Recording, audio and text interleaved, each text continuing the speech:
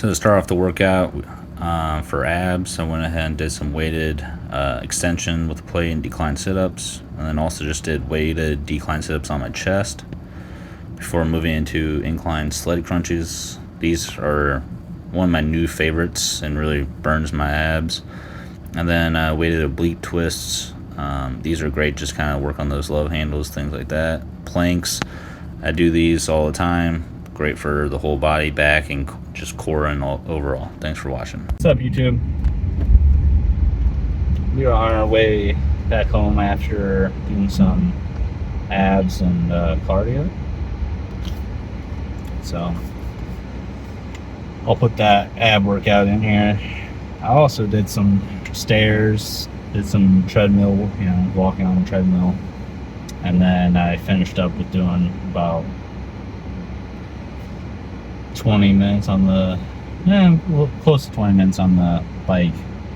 All in all, I did, over 30 minutes of cardio, but just went on the bike and edited the video for today, and by the time I got done with it, I looked up and I already had done 4.5 miles. I actually went over the time I planned on, riding the bike for. So if you really don't like doing cardio, I would recommend the bike. Just because you can kind of just, sit on your phone and mess around, and by the time you look up and you've already done 20 minutes. So if you don't like cardio, bike is the way to go. Yeah, I mean, like I think it's like the incumbent bike or something like that, where you're like really seated, like in like an actual seat, not like a bike seat. But yeah, it was a good workout. My abs are really sore today, I have to tell you what. I think tomorrow I might take a break from the abs. I've done abs for about 4 or 5 days straight, and they are really sore. And think about it, just like any other muscle group, if you want them to grow or get stronger or whatever, you give them a little bit of time to rest and recuperate. I think abs you can do, arms, chest, legs, stuff like that. I do, back, I do, every day I do that, and then, so that I have like a 3-day rest in between before I hit that major body, part again. So if I hit arms today, tomorrow I'll hit back, and then I'll hit legs, and then I'll hit chest, and then I'll hit arms. So I have 3 days in between, so that my arms will get the rest they need.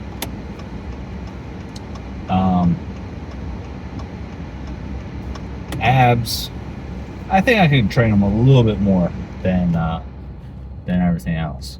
Now, I think I'm gonna keep doing the cardio every day. But I was thinking today, is it good to train abs every day? I don't know. I'm kind of been thinking about it, because on the one hand, kind of like calves are something that you walk around on all day, every day. So if you want them to grow, you kind of have to work them harder, give them more volume to make them grow, because they're already pretty stressed out muscle. They're a hard muscle to grow. Kind of feel like the same thing goes with abs a little bit, because really, even just the act of sitting up in bed or standing up, walking, all day you're using your core, your abs. You're like, to do anything, your core has to be somewhat engaged, or you would just you just wouldn't be able to stand up, basically. So you need your abs and your core, so they get worked a lot. So if you think about abs, as you do calves, you could say, well, you can work them out every single day. Well, the problem with that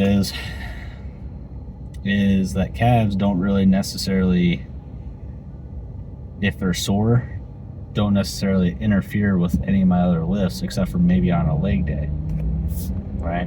Because your calves get tight or whatever, it can make your knees hurt, whatever, stuff like that. But calves don't really affect my chest workout or my back workout or my arm workout, shoulder.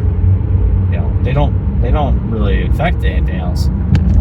Now, my abs, if I work them out too much or too hard, and they kind of get really sore, it can be hard for me to tense up on my other lifts while I'm going heavy on either chest, bench press or a heavy back exercise or even squats, stuff like that, because they're so tired and overworked that I can't really control them as much as I want to, which then could possibly lead to hernias, injury, stuff like that.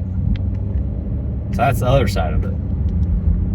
And you guys are getting my whole mental process on thinking about the best way to attack this issue. So I think to maybe play it down the middle a little bit, so I can still work them out often while also not, just absolutely destroying them to where it interferes with my other lifts. Because I have to say, a couple times today when I was doing a shoulder press and close grip pull downs on arms, I felt my abs kind of hurt a little bit, kind of reined me back in a little bit. And I don't want that, right? I don't want my abs to be my limiting factor for other lifts. So probably should have thought about that before I went ahead and just went hard on abs again. But I'd rather go too hard and too far than not far enough. You know what I mean? But I think what I'll do is maybe do an ab workout every other day. So that way, it gets a day of break in between. So I get a little bit of rest, but I'm also still going to be hitting them hard. And we'll see how that goes. So that's going to be the new plan. I think I've worked them the last 3 or 4 days in a row. So take tomorrow off from abs. Still going to be going to the gym and back.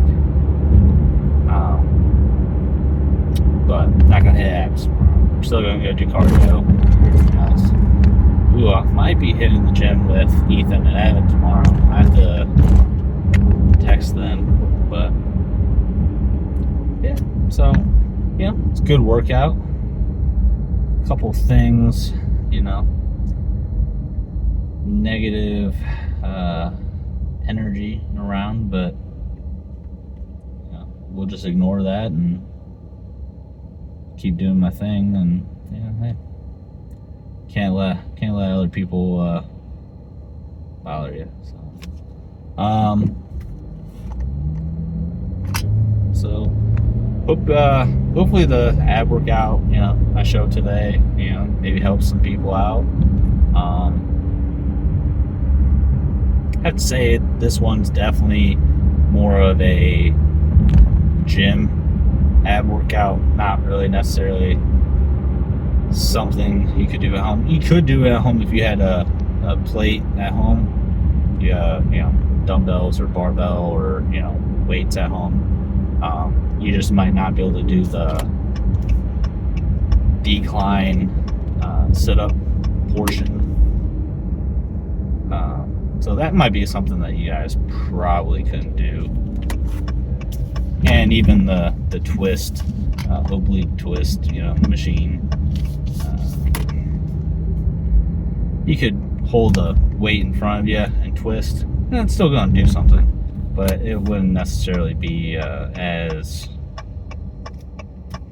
probably beneficial as the actual machine, where I was able to do, I don't know how much that machine go up to. I think goes up to 170 after you turn that knob thing. And then I usually add another 25-pound plate on it, so about 195 pounds or so. Which honestly, I'm surprised that doesn't go higher. Because I see a lot of people that, I mean, not a lot, but I've seen people who are able to max it out at like 160 or 170, who aren't necessarily like, you know, super, you know, gigantic muscular freaks of nature or anything. I guess it also depends. I guess I do, you know, haven't really watched people's range of motion either. So,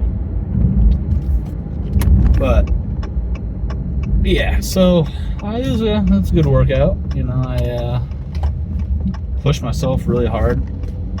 I do like having a separate workout for my abs. Like I said, apart.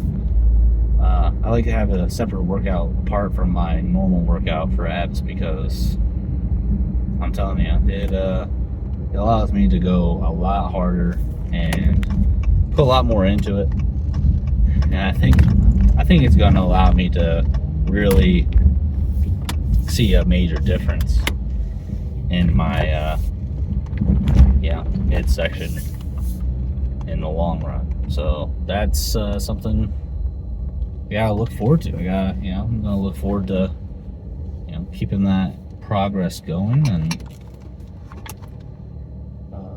so yeah, I just got home. Gonna go in here, eat some dinner. Got some I got some chicken, sweet potato, and broccoli. Hoping that maybe tomorrow I might decide to, I think I might pull out a steak for tomorrow. And then Saturday might be Chinese. And then Sunday go back, you know. Kind of give me a 1 day a week Chinese run, you know. Something, I don't know. Last time I ate it, it made me gain like 2 pounds overnight, I think, from just the sodium levels, you know, water weight. But till the next time, till I see you guys tomorrow, you guys stay pumped, stay blessed, and have a good night.